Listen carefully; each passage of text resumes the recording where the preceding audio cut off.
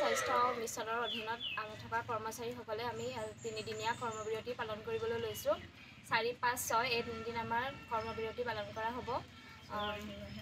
এই 3 দিনৰ কৰ্মবিৰতিৰ আমাৰ মূল উদ্দেশ্য হৈছে আমাৰ সমকামৰ সমবেতন প্ৰদান কৰিব লাগে আৰু 7ম দৰমহা আয়োগৰ অধীনত আমাক দৰমহা প্ৰদান কৰিব লাগে আৰু আমাৰ চাকৰি নিয়মীয়াকৰণ কৰিব লাগে আৰু NHMৰ কৰ্মচাৰীসকলৰ পেঞ্চনৰ ব্যৱস্থা কৰিব লাগে। এইখিনি চৰকাৰে যাতে আমাক কৰি দিয়ে।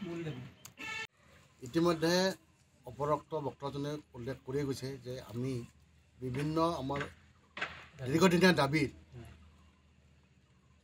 মঞ্চনৰ বলি হৈ উপায়বিহীনভাৱে আমি কৰ্মবিৰতি পালন কৰিব লাগিব। 3 দিনীয়া কাৰ্যসূচী কৰ্মবিৰতি পালন কৰিব লৈছোঁ আৰু 4 পৰা 6 মাৰ্চলৈকে এই কাৰ্যসূচী অব্যাহত থাকিব।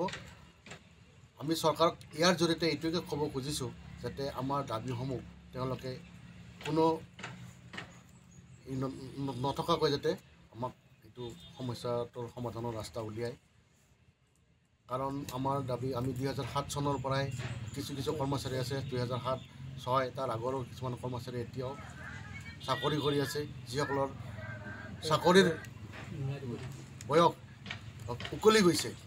গতিকে সেইসকল কৰ্মচাৰীৰ লগতে যিসকলে এই NHMত যোগদান কৰিছে তেওঁলোকৰ স্বাৰ্থত যাতে নিয়মীয়া চাকৰিয়ালসকলে যিখিনি সুবিধা পাইছে সেই সুবিধাৰ যাতে আমিও বা আমাৰ NHMৰ কৰ্মচাৰীসকলে পায় যেতিয়ালৈকে চাকৰি নিয়মীয়াকৰণ নহয়।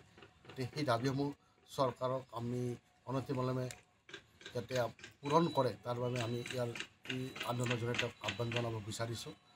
লগতে এইখিনিও আমি ক'ব খুজিছোঁ কাৰণ আমাৰ দাবীসমূহ ন্যায্য দাবী।